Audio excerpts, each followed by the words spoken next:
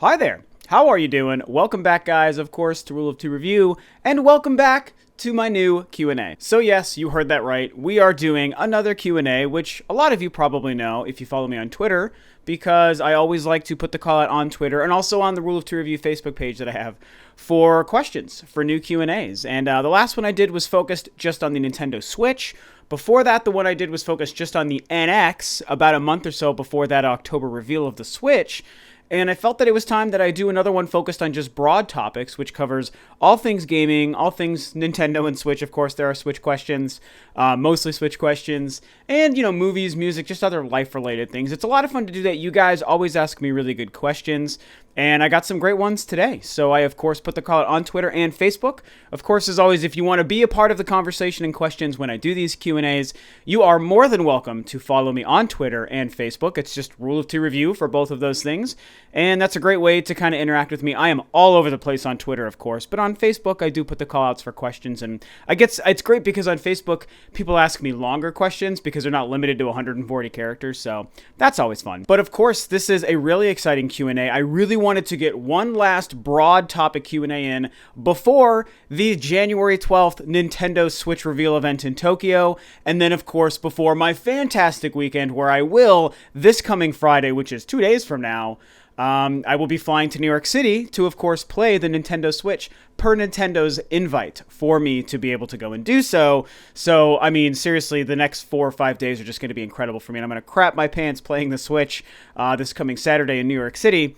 And so, yeah, basically, I'm recording this the day before Nintendo's January 12th event. So, as of right now, me speaking and answering these questions, it is tomorrow that Nintendo will be on stage in Tokyo telling us about the Nintendo Switch. So, this has about a day or two of freshness before a lot of those questions are going to be answered. So, if you're watching this after January 12th, 2017, just remember that I don't have all the answers that you do from the future. And with all that fun stuff out of the way, we're going to go ahead and get started. We're going to do a bunch of Twitter questions, and then we'll finish up with a couple of Facebook questions. So, the first question today, coming from Twitter, comes from Richard at RichardS123. What's up, Richard? Of course, thank you for being today's first question. So Richard asks me, with the Wii U's life cycle coming to an end, what is your top 10 games on the Wii U by playtime? So I had to read this question a little bit more carefully. At first, I was like, well, I'm going to make a top 10 Wii U games video at some point, so I didn't really want to answer the question, but then I realized he asked me by playtime. So which games have I played the longest? I am not going to go through the 10 games that I've played the longest. That takes way too long. And also, I haven't even looked up my actual playtime. I'm just going to answer the question with a few titles based on my knowledge of what I remember playing the most. And without question, the number one game on the Wii U that I put the most time into doesn't make it my favorite game, but the game that I played the most is Hyrule Warriors. Because I do freaking love Hyrule Warriors, and I was so addicted to it that first year. Oh my god, so incredible. The DLC stuff was even really cool. Probably overpriced, but I don't really care. I really enjoyed it, and I love Hyrule Warriors, and I want more games like that to come from Nintendo and the Tecmo Koei team up there. Other than that, the only other games that really jump to my mind is games I know I spent a crazy amount of time with. Xenoblade Chronicles X, of course, which I still haven't even beaten. I'm probably not even halfway through, but I know I've put many hours into that. Smash Brothers, obviously because it's Smash and incredibly replayable. And a random one is Zombie U, because if you've been following me for any length of time, you know I love Zombie U. I think it is criminally underrated, and it's a shame and a tragedy to all of gaming that we're not going to get the sequel that we wanted. Best use of the gamepad. The first game on the Wii U is still, in my opinion, the best use of the gamepad that ever happened. So, those 4 games. Bayonetta 2 is probably up there as well, because I freaking love Bayonetta 2. But yeah, I would say Hyrule Warriors, without question, is the game that I played the most on the Wii U. And next question on Twitter comes from Sam O at Morthbound? I think I said that right. Samo asks me, do you like horror movies? If so, what's your favorite? Well, yes, I love horror movies. I don't just like them, I love them. My girlfriend and I spend a crazy amount of time watching horror movies and playing scary games and watching horror game Let's Plays all the time. It's one of my girlfriend's favorite things to do, so we do that a lot. Love horror movies. I have an extensive list of my favorite, but I will give you my 4 favorite that jump out to me. Without question, some of you guys might find this funny, especially the younger guys who didn't grow up in the late 90s when this phenomenon hit the world. But there is no doubt that my all-time favorite horror movie, you guys, is The Blair Witch Project. 1998, The Blair Witch Project, 18-year-old me and all of my friends lost our minds with the roller coaster ride that Hollywood gave us with that movie, something that had never been done before. And they literally, in 1998, were able to trick the world, me and my friends included, into thinking that that was real. And when we saw that opening weekend with a mass of people, I mean, the entire planet was losing their minds to watch the Blair Witch Project after a year of hyping it up on the Discovery Channel and the History Channel and Sci-Fi Network and all this stuff with all these fake documentaries that seemed real.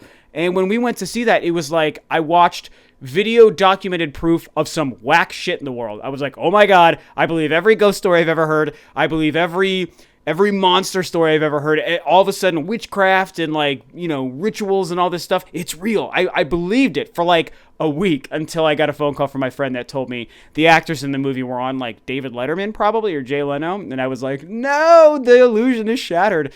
But that doesn't mean it wasn't a great movie. And to this day, it's still an incredibly well-told movie. And I don't want to gush about it anymore. I can tell you a lot of stories about how they made that movie, and it's incredible.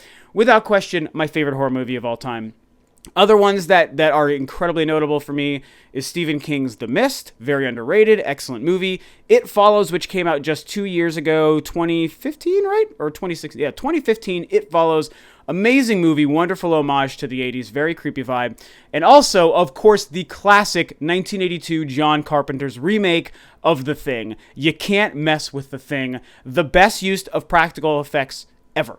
Absolutely. I mean, even better than the original Star Wars movies as far as the use of practical effects. I stand by that. Star Wars was more revolutionary, but just 5 years later, 1982, what John Carpenter did with that movie and in terms of prosthetics and monster making in the movie making field in the 80s, oh my God, so good. So those 4 movies are the ones that really jump out to me as my favorite horror movies of all time. Next question from Twitter is a music question. I'm loving you guys asking me a couple of movie and music questions today, but I won't spend much time on the non-gaming stuff for you. But I was very happy to answer this question. So Monolith MNG at Monolith MNG on Twitter says, what kind of music do you like? Any punk or anything heavy? Well, as a matter of fact, that is my primary genre. And a lot of you guys know I am a professional musician. I'm a professional drummer in a band out here on the Pacific Northwest. And we are a progressive metal band with a female lead singer. And my successful band back in Denver before I moved, also progressive metal. So I'm a metal guy. My favorite band of all time is Metallica, but I like a lot of the more complicated stuff too. That's definitely my range. So Between the Buried and Me, Periphery, Meshuggah, Protest the Hero, stuff like that. Of course, I grew up on punk and metal and 80s rock and stuff too. My very first professional band, if you want to call it that, when I was 21 years old, was like a metal band, but we were way more punk influenced too. So it's old stuff like NoFX and 311 and Black Flag and stuff like that. Yeah, those great bands. So I liked punk when I was younger, not as much anymore, although I absolutely appreciate what punk is and was. It's a very important genre. But yeah, I mean, man, heavy metal, progressive metal, that's my jam. Coming up next on Twitter is one more music question. I think it might be the last for the day before I get into some gaming stuff. But I really liked this question and I wanted to address it because I have very strong feelings on this. So on Twitter, By the Fire at By the Fire Tweets asked me a really good question. I think you don't even realize you tapped into something I'm actually incredibly passionate about. So thank you for this question. He asks me, do you think the music industry struggles because of people's inability to attribute value to non-physical goods? He goes on to say, in other words, is it harder for us to see something's value because we can't hold it in our hands?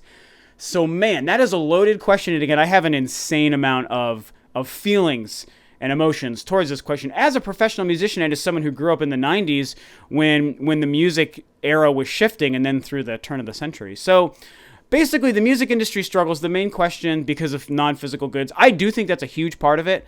And honestly, all in all, and I'm going to try to make this quick for you guys, so I will get to the gaming stuff. All in all, I think the biggest problem with the music industry today stems from the internet, which is a byproduct of non-physical goods. So I think that they are related. Music on the internet, in effect, is the byproduct of music not being physical anymore.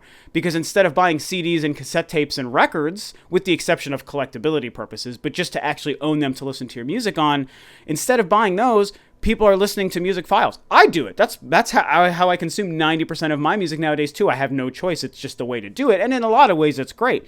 But when you look at what was happening at the turn of the century, like with the Napster thing, you know, that began a huge problem. And stuff like what iTunes is and iHeartRadio and Spotify were the music industry's last-ditch effort to catch up to the changing tides where they were losing money. And long story short, the introduction of music files on the internet, at first illegally and even now legally, absolutely created the snowball effect that destroyed a lot of the music industry and made it so that myself as a professional musician, I know that the success I will ever see because of the way the music industry is now with my genre of music, I'll never be able to make a living on it. 15 years ago, I still had the dream in the twinkle of my eye of becoming a famous rock star musician like the Foo Fighters or Metallica and becoming that, and that's what I do for my job. That's not really possible anymore, with a rare exception, because there isn't that much money being filtered into it because people aren't buying things the way they're supposed to. The other thing, so beyond the internet, the only other thing that I'll add, which has been my personal theory that I have stuck by for over a decade, that attributed to the problems with the music industry, beyond non-physical goods and the internet destroying everything, is the death of real MTV. And I know it might sound crazy, but for anyone as old as me that grew up in the 80s and 90s who remembers how influential and important MTV was to young people's consumption of music and introduction to music, musicians, and bands and artists, it was so important, and it consumed my life. Me and my friends, I'd come home from school, in elementary school and in junior high, and I would just sit on my couch, and I wouldn't always just play video games or just watch like TV shows or movies. I would just stare at the TV and watch MTV, cycle through videos, show me stuff I've seen, show me stuff I hadn't seen, get to know the VJs, because the VJ personalities were like this big thing back in the day. And it was a very important part to helping music and the musicians stay relevant. When it turned into the bullshit that it is now, which is just a bunch of pregnant teenagers and just reality TV stuff with the worst people you could ever possibly watch on TV, that's also killed music in so many different ways. So anyway, I made this a long answer. I have much more that I could add to it, but by the fire, thank you for that question because it's something I'm incredibly passionate about. Okay, let's get to the good stuff. I know what you want. You want video game stuff. You want Nintendo stuff. You want Switch stuff. Well, here's a Switch question. So on Twitter, Jassim at SuperJassim100 asks me, when you have hands-on Nintendo Switch, will you do a video on it? An impressions video, he's asking. So basically, he knows that I'm going to play the Nintendo Switch in New York on Saturday. Will I do an impressions video? The short answer is yes. Obviously, that's my intention. And Robert from the channel Gaming With Me, he is my +1 guest. So we are both planning on doing quite a few things. But it's tricky because I even shared this on Twitter recently when I got a final update from Nintendo. They're going to go over filming guidelines with us, it sounds like, for everyone who's going to be present at this event. So obviously they're going to encourage a lot of accounting of your experience. They want people to go and talk about what the Switch is like and be hopefully positive about it and share their videos and photos of it, obviously. But it seems like they might have some kind of restrictions. I assume I'll be signing some form of NDA or something. I'm guessing. Maybe I'm wrong. But the long and the short of it is, whatever I'm allowed to do is what I'm going to do. I'm taking both obviously my phone has a great camera on it, and I'm taking my really nice camera I film with you guys for right now. I plan on filming every possible thing they will allow me to film, and yes, I'll be doing an impressions video. I'll be showing that footage. I'll be talking about it, to the moon and back for as much as Nintendo will let me do. So you guys can definitely, after this coming weekend, look forward to me sharing a lot and discussing a lot about my hands-on time with the Nintendo Switch. Coming from a very good follower of the channel, someone I've talked to quite a few times before, Lil Cray to the Bone at LilCray99 asks me, if Nintendo and Retro Studios are making a new IP, what genre would you like it to be? So, I would have to say, first and foremost, I want it to be whatever they want to make. Beyond that, like, my two favorite genres are, like, I love first-person games, which they've done before, and I love 2D platformers, which they've also done before. So I'd have to say, as much as if they had never made a 2D platformer, I would say, make your own brand new IP 2D platformer. That would be great. I don't really want that now because they just finished making 2 of those in the 2 Donkey Kong Country games. And to be fair, if they did make a new one, I'd still be excited. But beyond that, I would love them to either do like another first-person kind of game that's hopefully not just a shooter. And I don't think they would make a shooter. They'd make it unique like how they made Metroid Prime.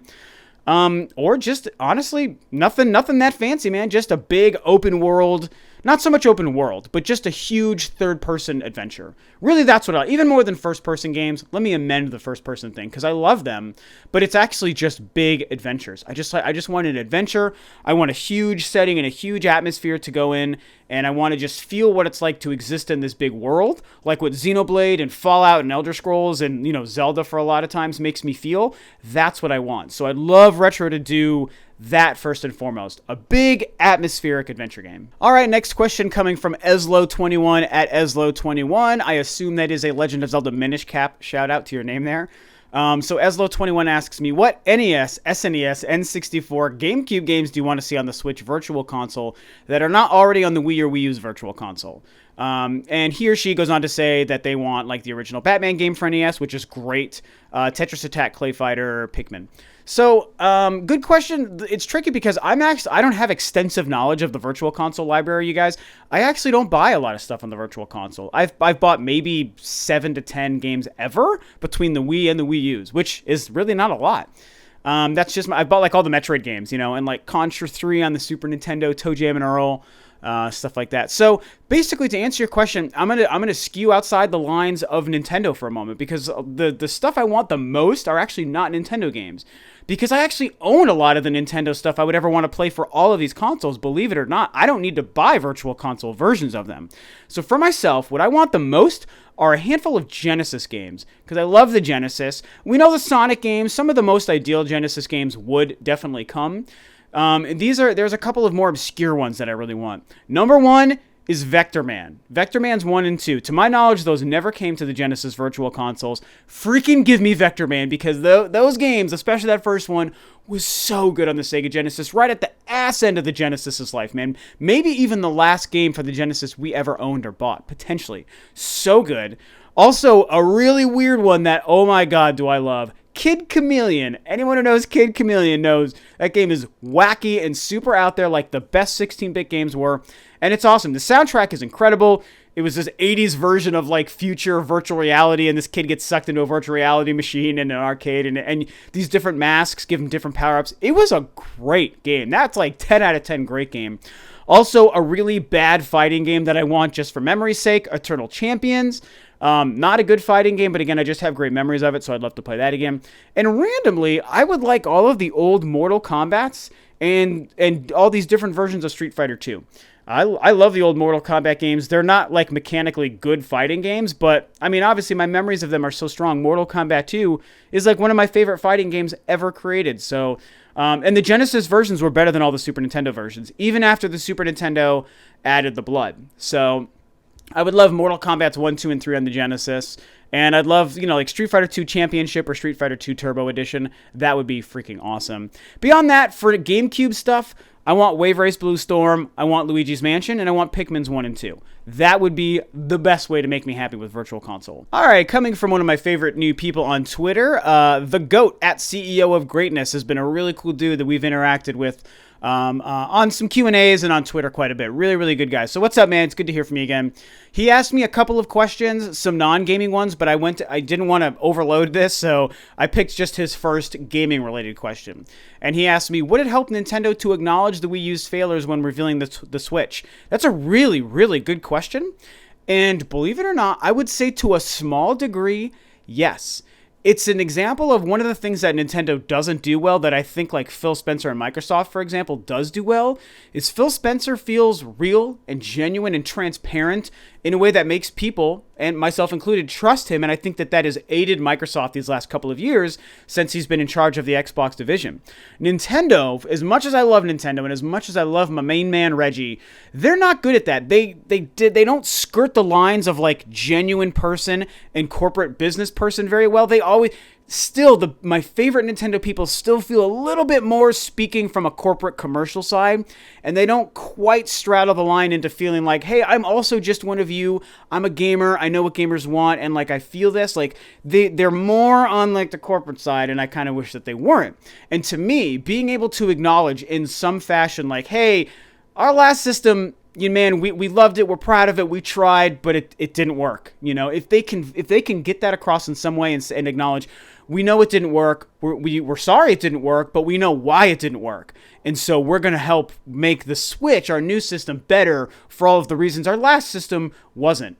And that kind of speak and that kind of thing, I think, goes a long way to talking to the older and the more mature gamer, I think. Like, I consider myself and a lot of you guys, obviously, CEO of Greatness, like, we get it. So we're not afraid to hear that real speak come from our favorite companies like Nintendo. So I think it would help, and it would make a lot of people realize that Nintendo knows what they're doing, because it's like if they can show that they know the Wii U was a failure and why, then we're going to feel confident knowing that they know how to make the Switch successful. So that's surprisingly a very deep and very, very good question. Next question coming from TreyCobb540 at TreyCobb540. What's up, man? We've talked a couple of times on Q&As before as well. He asks, what do you think of Lars Ulrich and the hate he gets? And do you think Nintendo will go VR with the Switch? So two very different questions. When it comes to Lars, here's what I'm going to say. Lars is my main man. Lars is the reason, him and Metallica are the reason that I play music, and Lars is the reason I play drums. The end, so he will always be my number one favorite drummer. As far as the hate he gets, there's a couple of reasons. I mean, on the practical side, to be fair, after 35 years of drumming, he is not the most dynamic drummer, and he hasn't really evolved. In fact, his best drumming is way behind him. I mean, 1988's And Justice for All, which is the best album ever, that was when he peaked. And he still does great stuff. He lays down fantastic stuff in the studios, and he has a personality and a character and an energy live that no other drummer has. But like, his skill set is just very straightforward and limited, and he acknowledges that, and he just does what he does the best way he does, which is mostly the 1 and 3. And he's great at that, and that's totally fine. You know, he does what he does well, and that's it. So that's why some people are like, oh, he's not this great drummer, and like, drumming has evolved so much in the last 2 decades because of what he did. So people look at him in that different way. Also, when you're on top, people are going to hate you. So it doesn't matter if it's music or if it's gaming or if it's movies or if it's comic books or if it's authors. The number one anything gets just dissed. It's just what happens. Star Wars is the most successful movie franchise, so people crap on Star Wars. Metallica is the most successful metal band, so people crap on Metallica. You know, and it's just, that's what's going to happen. Nintendo's one of the most successful. Zelda's an incredibly successful series, so people crap on Zelda. Halo's a successful series, so people crap on Halo. Like, it's just human nature. It's freaking dumb, but that's just how we are. To answer the other question, do you think Nintendo will go VR with the Switch? No, absolutely not. I do not. Obviously, there's rumors about them having some VR technology in the Switch, and I think that actually might have some truth to it, but do I think that they'll actually use it? I don't think so, because we talked about this on the podcast the other night, predicting this Thursday thing. I just feel like if they included it, it's more just to be protected just in case VR took off in a crazy way. But more than anything, Nintendo is obviously playing the wait-and-see game. They're watching the industry react to virtual reality. They're watching their direct competitor Sony put out Sony VR and see how that goes, and seeing it's not really taking off. It's not really doing that well. So Nintendo's probably like, well, we dodged that bullet. Obviously, people aren't ready for it, so let's wait another decade. So it's a good question. The VR thing is relevant right now, and it's a good question as far as the Switch is concerned because of the rumors. But whether or not there's VR technology in the Switch, I don't see Nintendo using anything VR for at least 10 years, which means probably another console. Next question on Twitter comes from Imran Quain. I have no idea if I'm saying this right. Imran Quain at Imran Quain on Twitter says, imagine the biggest story-driven Nintendo crossover game akin to Smash. What genre of game would you like to see? Straightforward and simple. I just want a big action-adventure game. Like, really, that's all I want. I don't need this crazy RPG. I don't need these deep number-crunching mechanics. I don't really need anything fancy. I just want a big adventure game with a bunch of Nintendo characters. I think that'd be great. I talked about that with the Amiibo thing, and Amiibo or not. In fact, I'd probably prefer it not Amiibo, to tell you the truth. I just want a big adventure game. Okay, and moving over to Facebook. On Facebook, Dylan Ochoa asks me, what games are you expecting to demo when you go to New York to play the Nintendo Switch? Or what games would you like to demo on the Switch based on the mountain of rumored games supposedly coming to the console? So, I mean, what do I want to play when I go play the Switch on this coming Saturday? What? I mean, I want to play whatever Nintendo has, to tell you the truth. I mean, whatever they show, I want. Obviously, Breath of the Wild. I'll be getting a lot of hands-on time with Breath of the Wild, the Switch version, which is incredible. So I cannot wait to do that. You know, the next big obvious one is Mario. Is Mario going to be shown and announced and confirmed? Probably. If so, will it be playable? Probably. And so I certainly expect to play that. Some of the Wii U ports, I mean, if there's a Mario Kart port, I feel like they'll have that playable. So that'll be fine. I mean, just to kind of see what it's like. But other than that, I mean, any surprise games, if Splatoon 2 is announced, I definitely want to try Splatoon. If there's anything Metroid, which there won't be, but if there is, like, I want to play that. And I also want to get my hands on any of the third-party stuff. So whatever third parties are doing with the Nintendo Switch, I really want to see what that's going to be like, and I really want to try out with my own hands and with my own brain and eyes. I want to examine third-party games running on the Switch. Next question from Facebook is a very special question because it comes from one of my personal friends from back home in Denver. My man, Elza, what is up? I love it. I love giving special attention to my personal friends who I know in real life, IRL, an actual friend of Rob. So he asked me a question with his fantastic Cliff Burton avatar, of course. Elza asked me on Facebook, why don't you play many indie games? Well, dude, that's actually a hard question to answer. And believe it or not, I don't really know. I think you're almost even kind of sort of talking shit a little bit because, I don't really play many indie games. And it's a good question, and when I think about it, it's like, I don't even know if I know why I don't play many indie games, because I don't.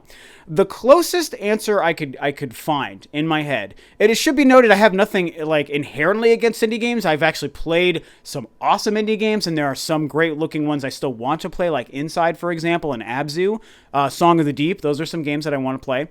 But for the reason the closest I can think in my head for why I don't actually play them and why they don't jump out to me as exciting is because they're always downloadable for the most part. More often than not, they're just downloadable games, and I don't really care for downloading game files. I'll do it, but I don't love doing it, so I don't think, I got to download this new indie game as soon as it releases. I'm not chomping at the bit to go just download a game.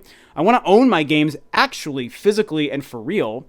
And also because they're always cheap, and that sounds counterproductive. Like, it's not like I like spending more money and it's like I'd rather spend $60 than $15. That's not the case.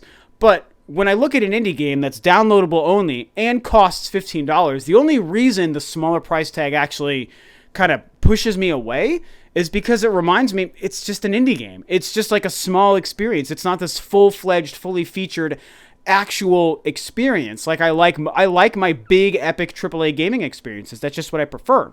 So the downloadable games and the small price tag on games puts in perspective what indie games truly are, which is just short little bite-sized experiences, which are sometimes incredible, but not something that Rob can't wait to go play and to buy. So I don't know if that's the reason, but I definitely know that in my heart of hearts, I feel that. So I feel like it's a huge part of it. But make no mistake, you guys, for all of you indie lovers out there, I love that the indie scene is such a big thing in gaming nowadays. I think it's healthy for the industry. I love that it's happening. It gets a lot of people discovered who create games, and I think that's incredibly important. So I don't want anything about it to necessarily change, other than I would love it if there were just more physical copies of games, of indie games, released the same day they release on digital. That would be my preference. Okay, closing in on the end here, guys. Only 2 more questions to go. So on Facebook, Patrick McNamara asks me, because of the success of the NES Classic, should Nintendo think about possibly releasing other consoles like these? GameCube Classic, N64 Classic, etc. All of these would come with preloaded games and possibly an interface where you could buy additional games similar to Virtual Consoles. So, good question. The obvious question is, the NES Classic is a big hit. Are they going to do other ones? And so, I'm going to say, other than the Super Nintendo one, which a lot of people have talked about, a Super Nintendo Classic, I do think a Super Nintendo Classic would be a great idea, but beyond that, I have to say no. I actually don't think that they should do it. I mean, in my brain, it's like, it'd be so great to have like a little mini GameCube and a mini N64 and a mini Super Nintendo all next to each other that plays games. That would be cool, but like business-wise, it doesn't make sense because if Nintendo goes too far with this idea, they're cannibalizing their own already existing Virtual Console market. And like, don't segregate that market any more than just the initial NES Classic already does. And I think that's the main reason Nintendo made it so you couldn't download games to it. At first, I was disappointed by that, but then I thought about it and I was like, nope, that's the best way to go. It's just one finite product that does one finite thing. It plays this collection of games, the end. And that was the smartest, best way to go about it. So I think that they could get away with a Super Nintendo one just because it's another from the very old era of gaming, and it's still filling that right niche market to make it successful and feel important. But beyond that, no way. We don't need N64, we don't need GameCube, we don't even need a mini Wii or any of that stuff. I just don't think that it's smart because they're doing too much with their Virtual Console. The Virtual Console is a great idea. It's successful and it makes them money and people are already used to it. So no reason to change up that ecosystem by adding these physical machines. Okay, and we've made it, you guys, to the final question of the day on Facebook, coming from a Santos Duran. So what's up, Santos? Good to hear from you for the first time, and thank you so much for being the final question for today's Q&A before tomorrow's Nintendo Switch Tokyo event. And Santos asks me something completely out of the ordinary, but what happened to your intro? It was super cool and soothing. And then he moves on to his other question. And what's up with the Wii U? It seems as if every retailer has completely liquidated their stock. Best Buy does not even have it on their website anymore. I was hoping to get one on the cheap with a whole bunch of games, but looks like that won't be happening anymore. So, to answer your first question, I have to say after about 4 or 5 months, you are the first person that I've noticed, at least, to bring up that I stopped my little intro. Because I used to have like a really long 24-second intro, and then like a year and a half ago, I switched to just that little 5-second thing with the Wii U music, and then I got rid of it completely. And I appreciate that you miss it, I guess, but I just realized there was no point. It's like, I feel like videos, my videos, I think are just better suited with just the cold open. Just a little fade from black into my face as I'm like, hello. Like, that's all we really need, I think. And it hasn't, no one else has complained about it. So I guess if a lot of people were like, hey, bring that back, I missed that 5 seconds, I would do it. I still have my intro saved. Like, I could bring it back whenever I wanted, but I like not doing it personally. I just like the cold open, and people seem to be fine with it. No one's really complained. But I appreciate that you missed it, so thanks for asking. And then as far as the Wii U, so I think obviously what's happening is what Nintendo already told us a couple of months ago. They've stopped making Wii U's. So when I hear you say that you can't find them in stores and you can't find them online, like on Best Buy's websites, that tells me that A, we've finally hit the depletion of Nintendo's stock of Wii U's, and it also tells me that people must still be buying them. Because there was obviously Wii U's on store shelves 2 months ago when Nintendo said they were done making them, and if they're gone now, that means people have bought them, so that's very interesting. So I think it's great that you want a Wii U, man. If you really are trying to pick up a Wii U for yourself, good for you, and you still should do it, even with the Switch coming in 2 months. I'm telling you, because yes, there might be some ports, and maybe wait to see what ports are going to be announced for the Switch, but they're not going to port every Wii U game, and there is an insane amount of fantastic Wii U-only experiences that you want to play and you desperately need in your collection, I promise you. So I highly recommend picking up a Wii U. You can probably get a refurbished one from Nintendo's website. You can get used and refurbished ones from GameStops. That's probably your next best bet, man. And they're not going to be impossible to find. Keep looking. Look on Amazon. Look on Craigslist. Maybe you have to buy a used one somewhere. I don't know. People have started talking this past couple of weeks that they're hard to find. And all of a sudden, Wii U's and 3DSs are becoming really scarce. And now they're almost becoming a hot item, like a collectible in a weird way, a weird twist of fate. So whether or not that continues, I don't know. But right now, that seems to be the case. I don't think that you're alone here. So I would say it seems like, Nintendo was dead on. They've stopped making them, so you can't buy them anymore.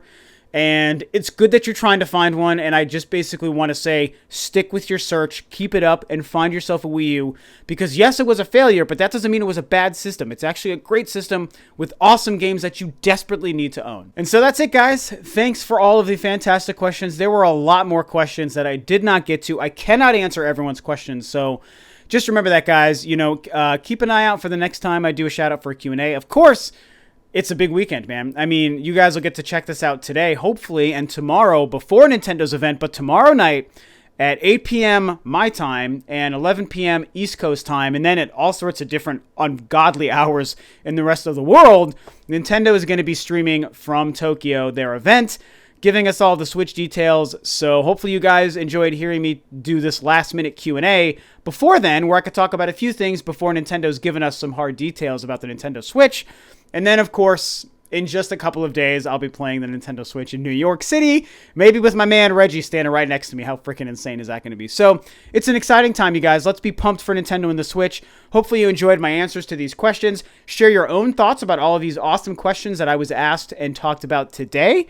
And that's it for this Q&A. So thanks, of course, as always, for tuning in, guys. I always appreciate your fanship and support of Rule of Two Review. It's gotten me this far, and I hope to keep on going. And this is Rob of Rule of Two Review. I'll catch you guys next time on another video.